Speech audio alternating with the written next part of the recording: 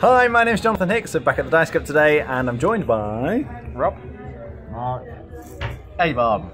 And we've just finished playing Mombasa. And this is by Alexander Pfister, and surprise, surprise, it's a heavy euro. Now, it's Africa is the map here, if you can't quite tell that. It's a little bit abstracted, and you have 4 companies that kind of start in the various corners. So you've got Cape Town, who starts at the bottom, you've got Mombasa, Cairo at the top there, and what's that one? St. Louis over there. And in theory, these 4 companies are trying to expand their territory into the middle of Africa.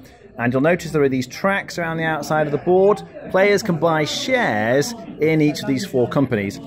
So these little markers indicate how many, like how far up the share track, so therefore how many shares they have in the 4 companies. And as these companies expand, you sort of put the houses on, and the houses reveal these coins. So when they move out the way, at the end of the game, the number of visible coins is the value of the shares in that company. So if there were 6 coins visible here, you'd multiply how many shares you've got by 6, and that's how much money you're going to have at the end. So that's kind of what you're trying to do, is to get shares in companies, but also expand. Now, the way you actually play the game is on your turn, you're going to have a hand of cards like this, and you pick some of them to put in action slots at the bottom. Now, everyone puts these face down, and then they all get revealed simultaneously, so you don't know what other people are picking until they've been picked.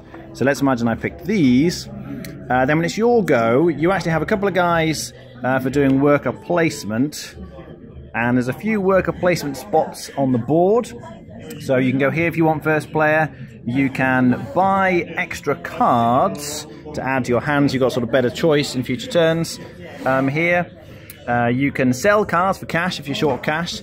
These spaces are quite important. Whoever puts the most down of a particular good, whether it's cotton or bananas or whatever, gets to go on one of these spaces, which is one of the ways you can get extra shares. So if you've got the most bananas, you can put your worker here, and depending on how many bananas you've got, you're going to get shares in one of the companies on the side of the board there. So then, as well as those spots, you can also use the goods, the bananas, you kind of spend them to possibly buy more cards as well. So you can see this particular card here would cost 2 goods, plus 1 good. So you'd need 3 goods total to buy this card, which is going to be a bit better than the starting cards, which are typically going to have a value of 1 or 2. You also have a couple of important tracks. So this card lets you move on the book track here. There are various ways in the game of getting these extra books put on the track. And then when you use this guy, you can move this little inkwell thing along the track.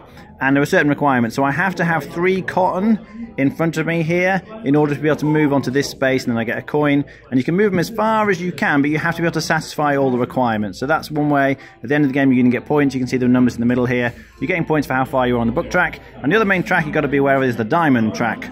So there's another guy who looks like this, who lets you get diamonds, and as you move around on the diamond track, again, you're getting endgame points here. A couple of important spots. If you get to this space, it opens up an extra action space. Equally on the book track, when you get past here, it gives you an extra action each turn, so they're pretty valuable.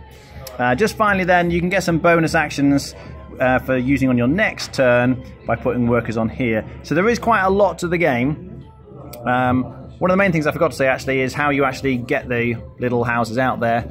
Any cards with the helmet icon on there, I didn't have any there, but there we go, you can see them at the top, is how you move them out. Now the final thing I'll say, because it's quite nice, is at the end of your turn, you get to, you put all of these cards at the bottom on the top here. Before you do that, you get to take one of these piles back, and only one. So I might take that one back and put it over here, but then all these cards go at the top, and I can't use these cards on my next turn. So the ones I've taken back along with the ones I had before, I can use them on my next turn, but then these are all kind of trapped, and I can't use them until I choose to take the whole pile back into my hand. So that's the mechanic that makes you think a lot about what you're going to be doing in future turns. You really need to plan ahead in this game. Most money at the end is the winner. All right, what do we think?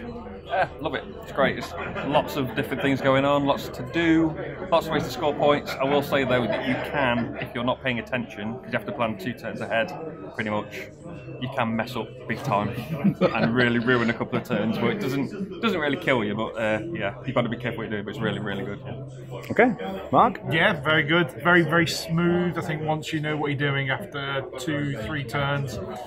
There isn't, it's heavy, but there's not that much going on. The heaviness is thinking ahead. It's not none of the actions in the game are complex. Once you sort of understand all of it, which doesn't take that long, it's all very smooth. I think it's probably my favourite is designs. I kind of like share games, and I think this works very well in the controlling of area control and shares. Okay, A-Bomb? It's a great game. Really good. Lots and lots of mechanics in there. You know, the thing with the cards, we got moving up to the top. The thing where you're taking over areas. The only thing I found is, and it's a good thing, all the mechanics are really interwoven.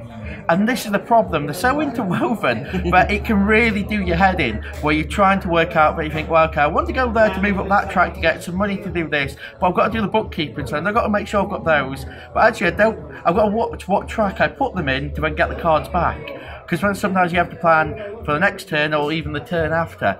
And it's like, I have to admit, it's very easy to get it wrong, and I did make a few mistakes, but I think everybody did. But it's the sort of thing where you look back and go, I could have done better, no matter how well you do. But it is great. Rating out of 10? I'd give it a pretty solid 8.5. I'm even close to a 9. Okay.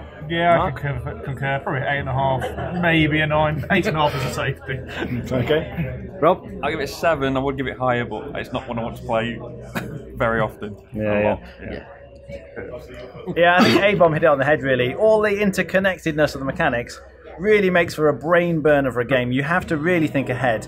And I made tons of mistakes, as A-Bomb said, because you plan out your moves, and then you move your cards up and realise, oh no, I didn't want to put that card in that position because it's going to take ages to get it back or whatever the issue is. But that mechanic works so well, and it's one of the highlights of the game for me. I do think it's a really good game. My only criticism will be it's a little bit dry. It's very abstract. In theory, you're conquering areas of the map of Africa, but even that feels quite abstract. But a really, really solid game. I would highly recommend it. I think I'd be sitting on an 8 out of 10. All right, thanks for watching. That was Mombasa.